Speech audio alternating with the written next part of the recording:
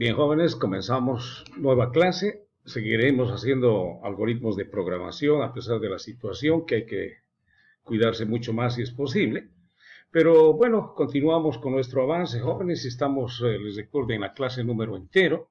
Estamos realizando operaciones, ¿no es cierto? Y ya hemos realizado varias operaciones. Y para ganar un poco de tiempo, quiero entrar a una siguiente operación que seguimos viendo en base a las operaciones elementales de un número entero. Por ejemplo, la siguiente operación que vamos a ver es verificar si un número primo, si un número entero es primo. ¿Ah? Algunos ya hemos hecho esta operación. También les recuerdo que estamos refrescando la memoria de la clase número entero, más que todo como número entero, porque ahora estamos recién enfocando a clase número entero. Pero ya lo hemos visto. ¿Qué significa? El primer paso en el análisis tenemos que consultar qué es un número primo, ¿no? Supongamos que hemos consultado y nos dicen, ¿no es cierto? Un número primo es un número que es divisible entre la unidad y consigo mismo, por ejemplo, ¿no? Hay que entenderlo muy bien, por favor, hay que entenderlo muy bien. Lo que nos da a entender ¿no es cierto? Este concepto es que si tenemos un número, por ejemplo el 5, yo tengo que hacer la división, ¿no es cierto?, en una secuencia de 1, entre 2, entre 3, entre 4, entre 5, de tal manera que sea divisible solo entre la unidad, que quiere decir divisible, exacto, una división exacta, con residuo igual a 0, consigo mismo y entre la unidad. Entre la unidad, o sea, dividiendo entre 1 tiene que ser exacto, y dividiendo consigo mismo, en este caso 5 entre 5 tiene que ser exacto. Y no puede ser exacto entre la otra secuencia de i, ¿no? No puede ser divisible entre 2, entre 3, etcétera, etcétera, ¿no? Si nosotros analizamos esto, ¿no es cierto?, y en base al concepto, tenemos que hacer una serie de divisiones, ¿no? Y nosotros contamos cuántas veces es exacto, ¿no es cierto? 1, 2, y decimos al final, si el número de veces es exacto es igual a 2, entonces, ¿no es cierto?, este es primo. Otro ejemplo, si n es igual a 9, ¿no es cierto?, pues entre 1 siempre va a ser exacto, entre 2 no es exacto, entre 3 es exacto, ¿no es cierto? 9 entre 3 es 3, 3 por 3, 9, el residuo es 0. Y entre 4 no, entre 5 y así sucesivamente, pero al final 9 entre 9 también es exacto consigo mismo, por lo tanto tengo un residuo igual a 0. Si nosotros decíamos en el anterior ejemplo, con n igual a 5, contamos las veces que son exactos, tenemos 1, tenemos 2, tenemos 3. Entonces, si un número, ¿no es cierto?, un número entero se divide más de 2 veces, quiere decir, entre 1 y consigo mismo y entre otros más, entonces no es primo, ¿no? El número de veces exacto aquí es 3, ¿no? Es primo.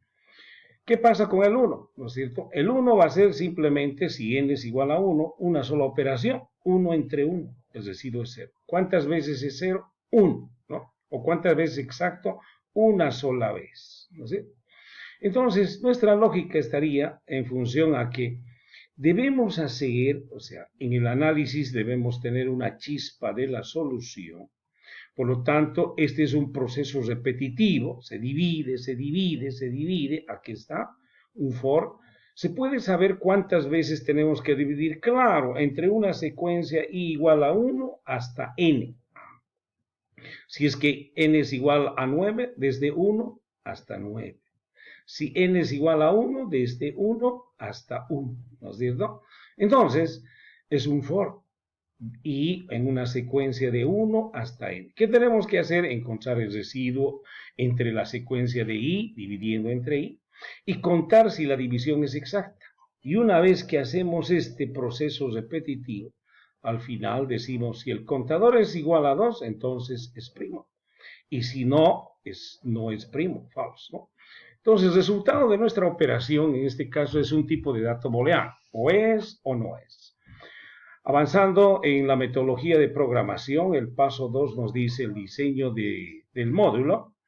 Pues, ¿qué tenemos como entrada para este proceso? Ningún dato adicional, ¿no? Suponemos siempre que el objeto que va a accesar a este proceso ya tiene un n, o sea 5, o sea 9, sea cualquier valor, pero con un número entero. La salida es un booleano true o false, perfecto. Por lo tanto, hay una sola salida elemental. Podemos decir que el proceso es de tipo función. Y le damos un nombrecito acá y le decimos verif prim, algo abreviado, pero entendible en cuanto al nombre del proceso. El diseño del algoritmo. Bueno, ya tenemos una idea acá inicial, ¿no es cierto?, en la parte del análisis. Entonces, consolidamos eso y decimos, aquí está el ciclo, para i de igual de 1 a n, ¿no es cierto?, ¿qué hacemos? Encontramos el residuo, ¿no?, entre la secuencia de i, n entre la secuencia de i. Si el residuo es igual a 0, contamos. Y si no es igual a 0, no hacemos nada. Entonces el alcance del fin sí simplemente es hasta acá. Y así repetimos el proceso, ¿no es cierto? Ahí repetimos el proceso, ¿no? Y una vez que hacemos n veces la división y verificamos cuántas veces fueron exactas, decimos al final retornar si c es igual a 2. Si c, en este caso, por ejemplo, del 5, ha sido 2 veces, ¿no es cierto? Entonces c es 2, es igual a 2, true, devolverá un valor booleano. Y si no, devolverá un valor falso. Aquí al retornar inmersamente en la relación ya estoy devolviendo un valor de tipo booleano que puede ser true o false. Una primera parte, una forma de enfrentarlo, la operación de verificar si un número es primo. Algo mejor, ¿no? Es la misma operación, pero haciendo una optimización en cuanto al proceso, ¿no? ¿Y cuál es la optimización? La optimización es la siguiente, ¿no? Hacemos la división, nos decíamos, del número entre una secuencia de i, pero vamos a descartar la división entre 1, ¿no? Si analizamos pues, un número entero dividido entre 1 siempre es exacto, o sea, no tiene sentido. Bueno, en la anterior operación tiene sentido verificarla, pero aquí no. Entonces, si descartamos la división entre 1, en la secuencia entre 2, entre 3 y así sucesivamente, nos tendríamos que parar el proceso de la división cuando sea exacto. Por eso estoy marcando con amarillo, ¿no? ¿Ok? Entonces, ¿cuándo me voy a detener esta división acá? ¿Entre 2 es exacto? No. ¿Entre 3 es exacto? No. ¿Entre 4 es exacto? No. ¿Entre 5 sí? ¿Por qué? Porque el residuo es 0. Entonces me voy a detener hasta que sea 0. No, hasta, estoy hablando de una palabra el cual me limita el proceso repetitivo. Si fuera el 9, por ejemplo, descartando la división entre 1, comienzo en 2 y decimos 9 entre 2 es exacto, no. 9 entre 3 es exacto, sí, nos paramos ahí, por ejemplo, ¿no? Aquí es la optimización. Cuando el número va a ser no primo, cuando sea divisible entre otro número que no sea consigo mismo, se detiene, ¿no? ¿Y cómo vamos a saber si es primo o no es primo? Entonces dice, en síntesis, tenemos que hacer el proceso repetitivo de repetir, ¿no?, hasta que la división sea exacta. Y si es que n, o sea, la última división, ¿no?, n, ha sido dividido entre i consigo mismo y ha sido exacto, entonces es primo. En este caso, si n es 9 y ha sido dividido entre 3, no es consigo mismo, ¿no?, pero es exacto, entonces no es primo, es falso, ¿no? Entonces, la repetición debería de tener dentro del proceso, encontrar el residuo entre la secuencia de i hasta que la división sea exacta. Y después de que la división ha sido exacta, y es un proceso repeat en inglés, ¿no es cierto? Si después del proceso repetitivo verificamos si n es igual, la última operación, si n ha sido dividido la última entre i y este ha sido exacto, ¿no es cierto?, entonces es verdad, es primo. Y si no, es falso. La caja negra, en el paso número 2, el diseño de la caja negra no varía nada porque es la misma. No tenemos ninguna entrada, no sé, por favor, es lo mismo. La lógica, tenemos que discriminar n, ¿no? ¿Por qué razón? Porque en n, pues, si estamos descartando la división entre 1, ya no se puede hacer más divisiones, ¿no?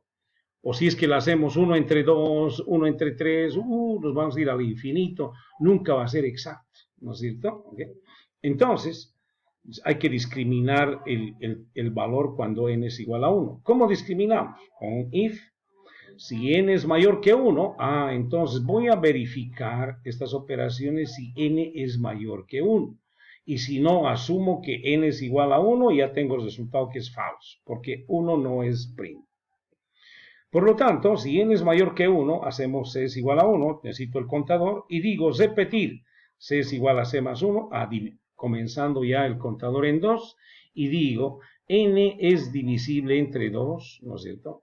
Y si no, repite, es entre 3, es entre 4, entre una secuencia. Cuando sea exacto, va a salir del proceso y pregunto, si n es igual a i, aquí en mi análisis, si n es igual a i, me va a dar true en esta variable booleana b. Y si n no es igual a i, como en este caso, n es igual a i, no, entonces me dará un falso. Y por este lado, o sea, de la verificación, ¿no es cierto? Aquí verifica si un número es primo, ¿no? Ya tengo en booleano true o false. Y si no, asumo que n es igual a 1 o es igual a 0, por lo tanto, no es primo, directamente digo, el resultado es falso en la variable booleana, ¿no? Y termina el fin sí, y retornamos el booleano. Disculpen que acá se hace minúscula y en este caso tenemos mayúscula, pero bueno, es la misma variable por si acaso. No quiere decir que este es un polimorfismo, por si acaso. Es otra forma de hacerlo, pero no difiere en cuanto a lo que es el resultado, sigue siendo un booleano, no hay ninguna entrada, ¿no es cierto? Solo ha habido un cambio en el ciclo. Y optimiza un poquito mejor de acuerdo al anterior proceso de operación, porque cuando el número no es primo, no tiene que ir hasta la división consigo mismo. Imaginémonos, ¿no es cierto?, hay un valor muy grande, por decir el año 2020. La pregunta es, si el año 2020 ese número es primo, entonces si no es primo se va a parar en una división entre 2, ¿no? En una primera operación nos va a decir que no. No es igual que el anterior, que tiene que ir, todas las operaciones van hasta n, ¿no es cierto? Si n es 5, hasta 5. Si n es 9, hasta 9. Si n fuera 2020, tiene que ir hasta 2020, ¿no es cierto? Entonces, optimiza de alguna forma este segundo planteamiento de la solución si un número es primo. Vamos a implementarlo, ¿no? Vamos a implementarlo, por lo tanto, eso termina acá.